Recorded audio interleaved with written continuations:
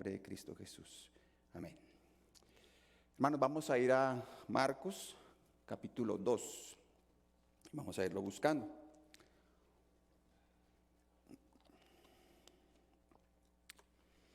El título de esta predicación es Jesús, nuestro descanso perfecto. Jesús, nuestro descanso perfecto. Hermanos, a lo largo de la historia, el ser humano ha mostrado una tendencia de reinterpretar, de manipular las instrucciones divinas, no con el fin de acercarse más a Dios, sino de establecer sus propios sistemas que a menudo reflejan no un corazón humilde delante de Dios, sino a menudo reflejan un corazón de rebeldía contra Dios. Una mala interpretación de las Escrituras no es algo por lo que no debemos preocuparnos. Esta es la principal o una de las principales acciones del enemigo. Agregarle, quitarle, alegorizar la palabra, reinterpretarla, manipularla, o aquellos que dicen traer nuevas revelaciones, hacen parte de estas funciones del enemigo. Y esto ha sido desde el principio. Cuando Eva fue tentada, lo primero que hace el enemigo es con que Dios te ha dicho, poniendo en duda la palabra del Señor. El mismo Jesús, cuando es tentado y es llevado al desierto, es tentado con los textos, fuera de contexto. El enemigo conoce la palabra y la usa de tal manera que nosotros podamos alejarnos realmente de él cuando la malinterpreta, cuando la manipula, cuando la alegoriza. Digo esto porque en el Evangelio que estamos estudiando, que vamos a estudiar el día de hoy, lo que ha hecho el Señor, y valga la aclaración, los evangelios no son narraciones históricas ni cronológicas, sino su función o su contenido es netamente teológico. Y lo que ha hecho el evangelio de Marcos es clasificarlo de alguna manera por temas. En el capítulo 1, el evangelista se enfoca en el reino de Dios, en los milagros del Señor, en liberar a aquellos que están cautivos. Ahora, a partir del capítulo 2, ha confrontado nuestro Señor a los religiosos, a los fariseos, a los legalistas. Y lo ha hecho de diferentes maneras. Si usted lee en su casa, dame un segundo. En el Evangelio va a encontrar que Jesús ha hecho la sanidad del leproso. Con esto, cuando un leproso tenía esta enfermedad en la piel y alguien se acercaba, lo tocaba, quedaba contaminado. Y Jesús lo hace, violando de alguna manera las normas que ellos habían establecido. Jesús perdona al paralítico. Y cuando lo perdona, Jesús estaba colocándose en la posición de Dios. Solo Jesús perdona los pecados. Y con esto acarrea la acusación de los fariseos de blasfemia. A partir de ahí ocurre una persecución brutal contra Jesús. Jesús también llama a Leví o a Mateo. Jesús come con pecadores, mostrando que Él vino a llamar al arrepentimiento a los necesitados, no a los justos. Por esto los fariseos lo critican con su asociación con ellos. Luego Jesús va a hablarnos acerca del ayuno. Jesús explica que su presencia en ese tiempo específico era un tiempo de alegría y que los ayunos que ellos practicaron, tenían otro propósito, tenían otro espíritu, no el que Dios había establecido para el ayuno. Y a partir de aquí, el Señor nos va a dar dos muestras de cómo va a confrontar a los fariseos y a los hipócritas. El día de hoy vamos a estudiar un poco acerca, entre el versículo 23 y el versículo 28, en cómo Jesús está caminando con sus apóstoles y empiezan a cosechar unas espigas. Y con eso estaban infringiendo lo que ellos habían considerado una ley. Después de esto, usted va a estudiar o va a leer en su casa cómo Jesús sana en el día sábado. A partir de aquí, los fariseos se unen con los herodianos y empiezan una persecución contra Jesús, tanto que lo llevan hasta la cruz, lo matan. Esta introducción que voy a hacer un poco larga es para que podamos entender que el legalismo que surge de una mala interpretación de las Escrituras es algo serio, es algo delicado, es algo que tenemos que poner atención. El religioso ha creado su propia manera de acercarse a Dios y de acercar a las personas que en apariencia también buscan al Señor. ¿Cómo lo han hecho? A través de promesas, confesiones, declaraciones, profetízalo, mensajes alegóricos, celebrar algunas fiestas judías que ya se cumplieron todas en Cristo. Pero también podemos mencionar los ayunos, las veladas, los encuentros, los reencuentros, posencuentros, vigilias. Ahora lo vamos a entender. No es que esto esté mal de por sí, sino cuando depositamos nuestra confianza en toda esta serie de actos y manifestaciones y dejamos a un lado a Cristo, es donde realmente empezamos a cometer un error. Este tipo de cosas muchas veces solo es un exterior religioso, como una máscara que tenemos y luchamos por mantener con tal de no exponer nuestro verdadero corazón. Todo se puede resumir en este concepto de legalismo. Y aclaro, todos tenemos un legalista dentro. Todos somos legalistas en rehabilitación. El legalismo es la actitud de imponer reglas o leyes escritas, generalmente humanas o tradiciones, como un medio para alcanzar la justicia o la salvación, en lugar de basarse únicamente en la gracia de Dios, en el sacrificio de Cristo. En el contexto cristiano, el legalismo implica intentar ganar la aprobación de Dios a través de obras externas o el cumplimiento riguroso de normas, insisto, dejando a un lado la obra redentora de nuestro Señor. Hermanos, es 1000 veces más fácil cumplir una norma externa que lidiar con un problema del corazón. ¿Quieres ganar el favor de Dios realmente como un resultado de tu obediencia a la ley? ¿Estás haciendo resoluciones? Estoy incómodo un poco, perdón con ustedes. ¿Quieres hacer resoluciones para el próximo año? ¿Quieres realmente trabajar para el Señor? ¿Por qué no, por ejemplo, podemos pensar en cumplir los mandamientos? Por ejemplo, la ley se resume en 2 mandamientos: amar a Dios sobre todas las cosas y amar a tu prójimo como a ti mismo. ¿Qué pensaríamos si para el próximo año nosotros vamos a tener la resolución de amar a nuestro prójimo como a nosotros mismos? ¿Qué significa realmente esto? Voy a leer, es una ilustración que hace Sugel Michelén en una predicación y la voy a leer como lo lee. ¿Qué significa esto? Significa cubrir las necesidades de los demás con todo gozo, con toda intención, con todo amor, con todo el entusiasmo, la rapidez, la creatividad, la sabiduría con la que tú cubres tu propia necesidad. ¿Quieres entender el espíritu de este mandamiento? Ese es, ama a tu prójimo como a ti mismo. ¿Quieres ganarte el favor de Dios cumpliendo los mandamientos a través de tu obediencia? Dale, que este sea el año para este año. Pero, ojo, no es solamente con tus amigos, no solamente es con los que te caen bien.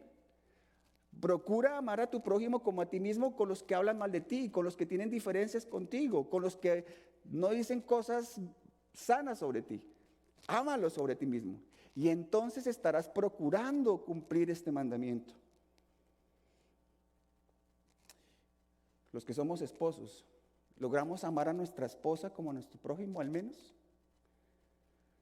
Si tan solo amáramos a nuestra esposa como al prójimo, podríamos avanzar. ¿Qué estoy diciendo esto? Que ganarnos el favor de Dios, diciendo, Señor, yo cumplo tus mandamientos, es una utopía. Pero no por esto entonces vamos al otro extremo. Entonces el pastor está diciendo que entonces no cumplamos los mandamientos. No estoy diciendo eso. Estoy diciendo que el Señor dice que debemos alcanzar la estatura del varón perfecto, que debemos ser como Jesús, que si decimos ser de Él debemos vivir como Él anduvo. Es nuestra meta, es nuestro propósito, ser como Jesús. Y ahí nos vamos a tardar toda la vida. Pretender ganarnos la salvación o el favor de Dios en función a nuestras obras, a nuestro cumplimiento de los mandamientos, es a lo que se le llama legalismo. Ese es el orgullo. Y el orgullo es muy atractivo. El legalismo es muy atractivo también, a pesar de ser tan opresivo. El legalista carga cargas que ni él puede cargar y busca que otros lo hagan. Es un esclavo, pero es un esclavo que se siente atraído por su propio orgullo, por su propio ego, por su propia gloria. ¿No han escuchado alguna vez que alguien haya dicho, hermanos, yo me sumergí en un ayuno de 40 días, combatí con demonios, hice aquello y aquello? Y si usted le dice, no, yo ayuné solo 21 días, él le va a decir, usted es menor que yo. Él pone sus obras y su ayuno superior a los demás. ¿Y dónde está Cristo en estas personas? ¿Dónde está su obra? El legalista convierte sus reglas en su identidad. El legalista define su vida en función de lo que él hace y mide a los demás en función de lo que él hace. Para algunos pueden sonar palabras fuertes las que estoy diciendo hoy. En su casa, y anoten sus hojitas, lea todo Mateo capítulo 23 y se va a dar cuenta cómo Jesús confronta a los fariseos de una manera directa y contundente. Él denuncia su hipocresía, él denuncia su orgullo, su falso legalismo. Les acusa de ser guías de ciegos que imponen cargas pesadas sobre los demás sin ayudarlos a cargarlas. Hermano, todo esto para que podamos entender, esta es la introducción para que podamos entender el texto de hoy. Vamos ahora sí al texto. Marcos capítulo 2, versículo 23 al versículo 28. Marcos capítulo 2, desde el versículo 23. Dice la palabra del Señor. Aconteció que al pasar él por los sembrados un día de reposo, sus discípulos andando comenzaron a arrancar espigas. Entonces los fariseos le dijeron: mira, ¿por qué hacen en el día de reposo lo que no les es lícito? Pero él les dijo: ¿nunca leíste lo que hizo David cuando tuvo necesidad y sintió hambre? Él y los que con él estaban. ¿Cómo entró en casa de Dios siendo Abiatar sumo sacerdote y comió los panes de la proposición, de los cuales no es lícito comer sino a los sacerdotes? Y aún dio a los que con él estaban. También les dijo: el día de reposo fue hecho por causa del hombre y no el hombre por causa del día de reposo. Por lo tanto, el Hijo del Hombre es Señor aún del día de reposo. 3 puntos podemos sacar de este texto. Entendiendo lo que Jesús está confrontando, entendiendo la lucha que él tiene con los fariseos, vemos que el reposo es parte de la necesidad humana. Dice el versículo 23, aconteció que al pasar él por los sembrados un día de reposo, sus discípulos andando comenzaron a arrancar espigas. Entonces los fariseos le dijeron: mira, ¿por qué hacen en el día de reposo lo que no es lícito? El pasaje inicia con los discípulos de Jesús caminando por los campos en el día de reposo. Al pasar por las espigas comienzan a recogerlas, lo cual, según la ley farisaica, estaba prohibido. La acción de los discípulos de recoger espigas es vista como una violación, una violación del sábado, ya que los fariseos definían el trabajo en términos muy estrictos. Ni siquiera era la ley oral o la ley civil, eran leyes de tradición oral, llamada la Mishnah. De acuerdo a esta tradición, cualquier tipo de cosecha, incluso la mínima, era considerada una violación al día del descanso. Sin embargo, Jesús responde no solo para defender a sus discípulos, sino para enseñar una lección más profunda acerca del propósito del día de descanso. El sábado fue instituido para que el ser humano pudiera descansar y tener comunión con Dios. El sábado tiene un propósito teológico. Es un día para que el hombre se detenga de su trabajo y reconozca que su verdadera fuente de sustento proviene de nuestro Señor. El pecado no era robar. De acuerdo con la ley de Moisés, en Deuteronomio capítulo 23, versículo 25, dice lo siguiente: cuando entres en la mies de tu prójimo, podrás arrancar espigas con tu mano, pero no aplicarás hoz a las mies de tu prójimo. El pecado que ellos estaban condenando no era robar, era otro que lo vamos a estudiar. Los fariseos habían establecido para el día sábado 39 adiciones. Y cada adición de estas 39 tenía unas subdivisiones, muchas más arandelas. Esto no hacía parte de la ley del Señor. No se podía sembrar, no se podía cosechar. Y los judíos o los fariseos, llevando al máximo cumplimiento de esta ley, entonces habían prohibido comer en el patio de la casa. Porque si ellos comían en el patio de la casa y por casualidad caía una semilla en la tierra y esa semilla germinaba, estaban considerando que estaban sembrando. Y si estaban tomando agua y por suerte se caía un poco de agua al piso, entonces ellos consideraban que estaban regando la tierra. Entonces, para procurar no infringir el trabajar en el día de reposo, prohibieron comer en el patio de la casa. Y así les podrían narrar muchas y muchas y muchas leyes que ellos habían agregado al día del reposo. ¿Cuál es la verdadera intención del día del reposo? En el Antiguo Testamento, el reposo era un recordatorio del descanso que Dios tomó tras la creación. Génesis capítulo 2, versículo 2 al 3. Además es un signo de redención que Dios prometió a su pueblo. Éxodo capítulo 20, versículo 8 al 11. Dios manda a su pueblo a descansar en el séptimo día, no solo porque Él es el descanso, sino porque Él también libertó a Israel de la esclavitud de Egipto. El día del descanso, entonces, es un recordatorio de la redención que el Señor ofrece para con su pueblo. Sin embargo, los fariseos, en su intento de preservar la santidad del día, habían perdido de vista el propósito original del descanso. Y en lugar de ser un día para la gracia, lo convirtieron en un día de carga. El legalismo es algo contra lo que Jesús advierte con frecuencia. El mismo Jesús dijo en Mateo 23:4, los fariseos ataban cargas tan pesadas y difíciles de llevar sobre los hombros de los demás y no movían un solo dedo para ayudarles. La pregunta, hermanos, es: ¿cuál es tu actitud con la que vienes hoy en día? ¿Por qué vienes hoy aquí? El pastor en algún momento les explicará cómo el día del reposo pasó de ser el sábado al domingo, después de la resurrección del Señor y a través de los hechos. Pero la pregunta hoy para nosotros es: ¿por qué vienes acá hoy? ¿Por cumplir una norma? Y si no vienes, entonces el Señor no te va a bendecir. Pero yo quiero también preguntarles a ustedes como padres, ¿cuál es la motivación por la cual vienen tus hijos hoy aquí? ¿Es una norma que has impuesto? ¿O ellos vienen con el deseo, con el gozo de rendir al Señor hoy culto? ¿De descansar? ¿Cuál es nuestra actitud hacia la ley de Dios? ¿Lo vemos como una carga, como un medio de gracia? El descanso que Dios nos ofrece es un regalo, hermanos. Y es en Cristo donde encontramos el cumplimiento de este descanso. La ley del Señor no es un yugo, sino es un medio por el cual podemos experimentar paz y restauración.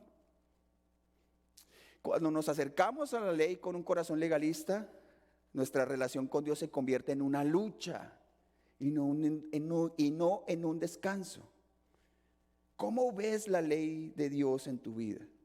¿Como una carga pesada o como un medio para la bendición y el descanso? Primera de Juan, capítulo 5, versículo 3, nos enseña que los mandamientos del Señor no son gravosos, porque están fundamentados en el amor de Dios, porque el amor por Dios transforma la obediencia en gozo, no en una carga.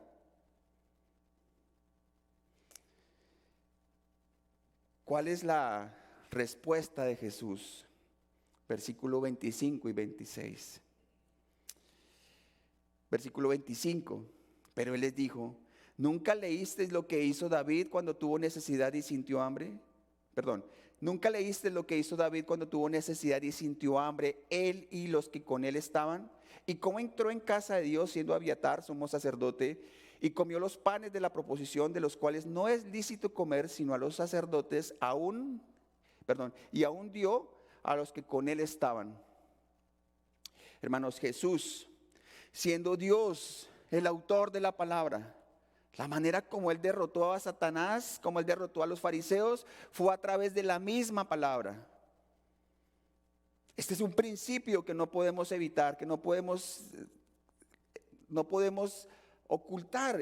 Es la palabra lo suficiente para que nosotros podamos conocerlo a Él. No son tus revelaciones, no son tus sueños, no son tus suposiciones o tus declaraciones, ni tus experiencias.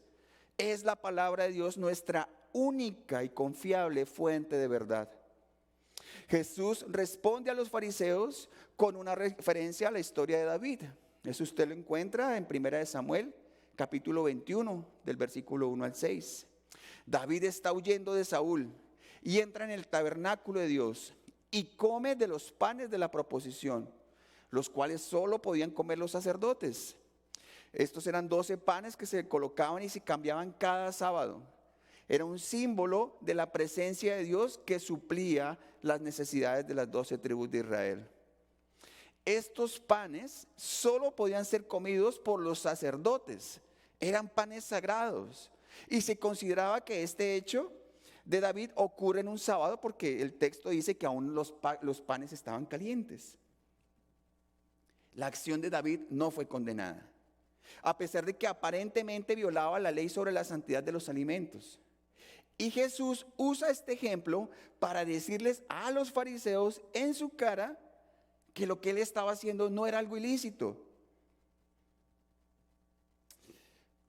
Jesús usa este ejemplo para mostrar que cuando hay una necesidad legítima, la ley ceremonial debe ser interpretada con misericordia.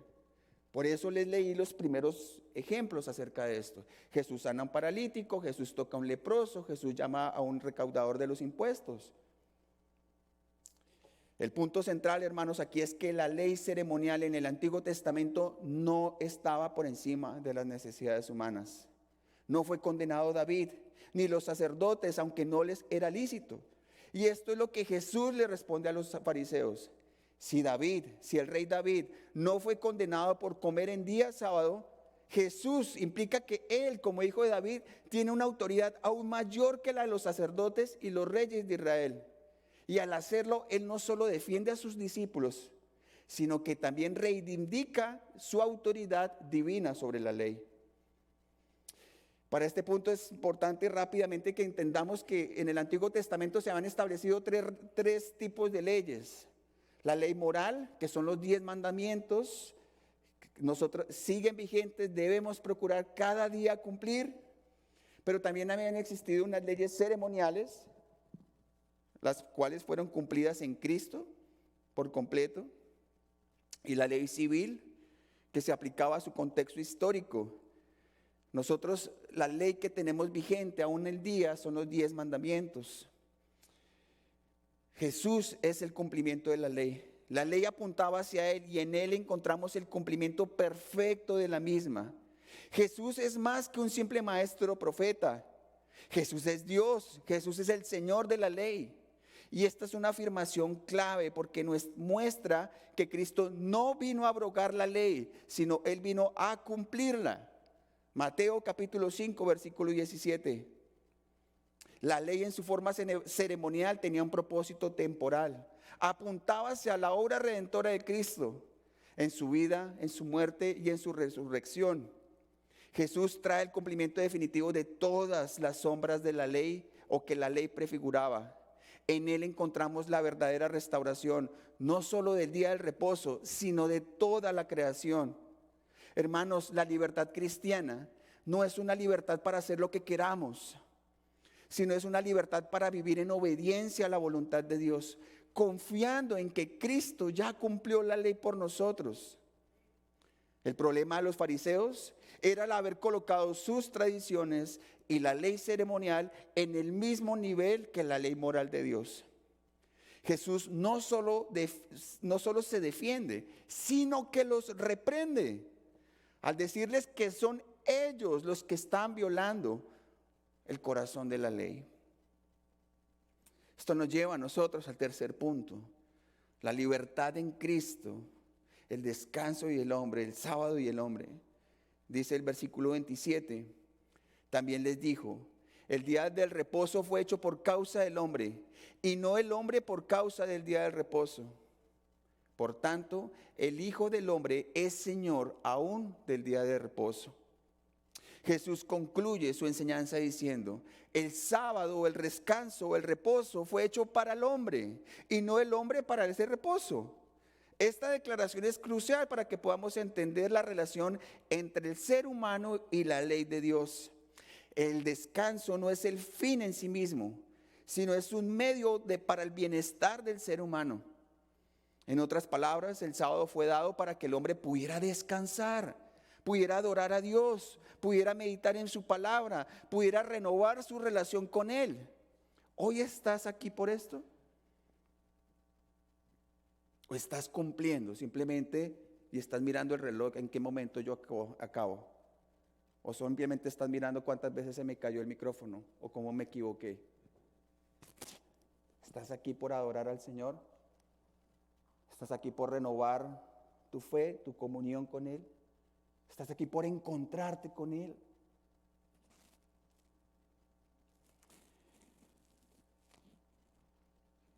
Al principio, el sábado fue instituido por Dios como un día de descanso. No porque Dios necesitara descansar, Éxodo capítulo 31 y 17, sino porque el hombre pudiera detenerse, reflexionar, descansar en la obra de Dios. El sábado era un símbolo de la creación de Dios, el descanso que Él proporciona y la libertad de la esclavitud. Esto ocurre en el contexto de la liberación de Israel de Egipto. El sábado también recordaba que ya no dependían de sus fuerzas, sino de la gracia y la provisión de nuestro Señor. Jesús, al corregir la interpretación farisaica del descanso, está devolviendo al día del reposo su verdadero propósito: ser un día para el bienestar humano, no para imponer cargas o limitaciones arbitrarias. ¿Estamos viviendo el reposo que Cristo nos ofrece? No se trata de observar un día a la semana, hermanos. No se trata de venir a cumplir 2 horas cada domingo aquí, sino de vivir todos los días en la paz que solo Él nos puede dar. Al confiar en la obra de Cristo, descansamos de nuestros esfuerzos para alcanzar la justicia por nuestra cuenta. En lugar de ser esclavos de la ley, somos libres para vivir en la obediencia a Dios, sabiendo que en Cristo todo lo que necesitamos ha sido cumplido. No son tus obras, no es tu dinero, no son tus sacrificios, no es que tú sí haces devocional y el otro no hace devocional, no es que tanto tú sí sabes de palabra, no es que tanto tú evangelizaste, no es tanto que tienes en tu mente, es Él. Al fin y al cabo, Cristo es suficiente. No hay nada que nosotros podamos hacer para que Cristo nos ame más. Nada, nada de lo que tú hagas va a hacer que Él te ame 1 milímetro más. Y tampoco va a hacer que Él te ame 1 milímetro menos. Él nos amó cuando estábamos muertos en nuestros delitos y pecados, huyendo de Él. Ninguno de nosotros eligió a Dios. Dice la palabra que Él nos eligió, que no fueron ustedes los que me buscaron a mí. Yo fui quien los busqué y los he llamado para que tengan fruto abundante y duradero. Nos llamó desde antes de la fundación del mundo. Desde que existiera el primer árbol o el primer pajarito, Él ya había pensado en nosotros, nos había elegido en Cristo Jesús. Y si hoy le podemos decir Padre, no es porque nosotros podamos cumplir la ley a cabalidad. Si hoy le podemos decir Padre, es porque Cristo derramó hasta su última gota de sangre en la cruz. Hermanos, también es pertinente decir que así como hay personas que no trabajan, y la Biblia dice que no trabaja que no coman, también hay personas que no saben descansar. Y este pasaje también nos indica que hay tiempos que el Señor también ha determinado para que podamos descansar y meditar en Él y meditar en su palabra. El sábado fue dado para el descanso del hombre, pero este descanso encuentra su cumplimiento en Cristo Jesús. Él es el Señor del descanso. Él nos invita a descansar en su obra redentora. La ley no es una carga para aquellos que están en Cristo, es un medio para vivir en libertad y en obediencia. Hermanos, no permitamos que el legalismo nos haga perder de vista el propósito del descanso que Dios ha diseñado. Vivamos en la libertad que Cristo nos da, descansando en su obra redentora, obedeciendo a su palabra con gratitud, con gozo.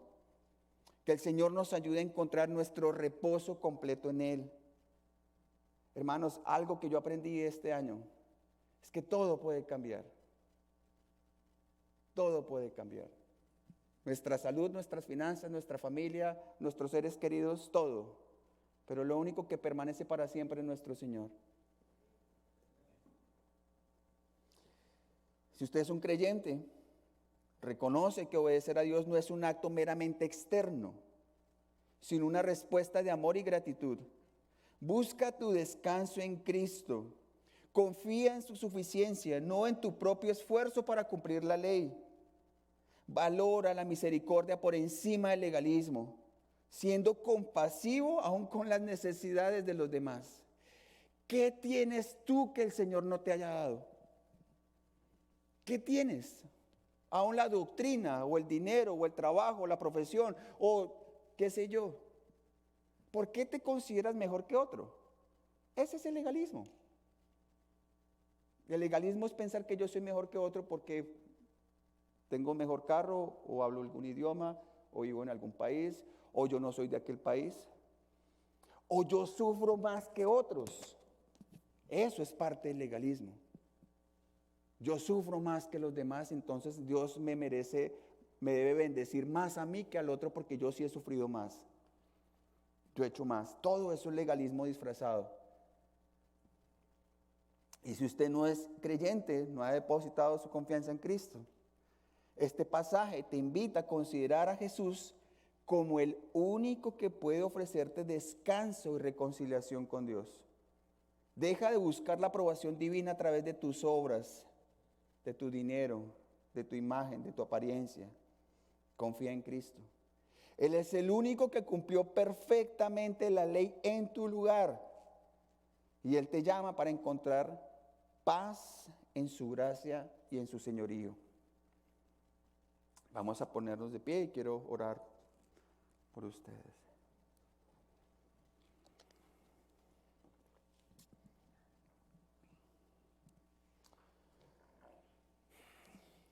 Cierre sus ojitos. Señor, muchas veces hemos confiado en nuestras obras, en nuestros actos. Y el confiar en nuestras obras y nuestros actos son las que muchas veces nos dan un desequilibrio en nuestras emociones. Ayúdanos a entender, Señor, que Cristo es suficiente, que su sacrificio es suficiente, que Cristo venció a Satanás, venció al pecado, que Cristo se hizo hombre, que Cristo se humilló hasta lo sumo. La Biblia dice, maldito todo aquel que es colgado de un madero. Cristo cargó la ira de Dios en aquella cruz. Él llevó todos nuestros pecados. La palabra del Señor dice que si nosotros confesamos los pecados, Él es fiel y justo para perdonarnos y librarnos de todo mal. Solo a través de Cristo tenemos redención. No son tus obras, no son tus actos, no son tus fachadas, no es tu legalismo. Es Cristo Jesús, el único que nos hace aceptos delante del Padre. Gracias, Jesús, por morir en la cruz por nosotros. Solamente en ti tenemos descanso, solamente en ti hay paz, solamente en ti hay reposo. ¿De qué le sirve al hombre ganar este mundo si pierde su alma? Padre Santo, yo te ruego, Señor, que tú nos des esa paz que sobrepasa todo entendimiento. Esa paz que podemos adquirir solamente por la sangre de Cristo Jesús. Gracias, Señor. Gracias por tu bondad, porque tú eres fiel a pesar de nuestra infidelidad, porque tú has comenzado la buena obra y la perfeccionarás, porque nada ni nadie nos podrá separar del amor que es en Cristo Jesús. Ni los ángeles, ni los demonios, ni el futuro, ni lo pasado, ni lo presente, ni nosotros mismos podemos salir de sus manos. Porque tú nos amas, porque nos ves a través de la cruz de Cristo. Gracias, amado Dios. Yo te ruego, mi Señor, que tú traigas libertad a aquel que está oprimido, a aquel que lleva cargas que ni él puede cargar. Ayúdale, Señor, a entender que tu cruz es suficiente, que tu sacrificio es suficiente, pero también aquellos que son creyentes y que han depositado su confianza en Cristo, ayúdanos a entender que nuestro propósito en esta vida es alcanzar la estatura del varón perfecto, amar como Cristo, servir como Cristo, humillarnos como Cristo, caminar como Cristo, amarlo, amar al prójimo como Cristo nos amó a nosotros. Y si no lo logramos, Señor, ayúdanos a entender que tú eres fiel a pesar de nuestra infidelidad. Padre Santo, oramos para que el próximo año, Señor, tú puedas traer reposo a nuestras vidas, tú puedas traer descanso a nuestras almas, que podamos, Señor, recordarte cada día que solamente a través de ti, Señor, encontramos paz para con el Padre. Bendice, Señor, cada una de las personas que vino hoy, su familia, sus niños, sus hijos. Ayúdales, Señor, a entender y a vivir, no solamente en su mente, sino en su corazón, en su vida diaria, que todo en este mundo es pasajero. Las riquezas, la fama, el trabajo, el dinero, todo, Señor. Y que lo único que permanece para siempre eres tú, mi Señor. Ayúdanos, Señor, a poder encontrar día a día ese descanso que solo proviene de ti, de tu sacrificio. Yo te ruego, Señor, especialmente por cada joven y cada niño que está en este lugar, que a veces se deja vislumbrar por los afanes de este mundo, que puedan entender, Señor, y que puedan vivir que todo es tan efímero en este mundo, que solamente tú, Señor, permaneces para siempre, que tú eres la única fuente confiable de gozo, felicidad, alegría y propósito en este mundo, Señor. Gracias, Señor, te damos en este día. Gracias, Señor, por tu amor, por tu bondad, por tu fidelidad y por tu sacrificio. Oramos, Señor, en esta mañana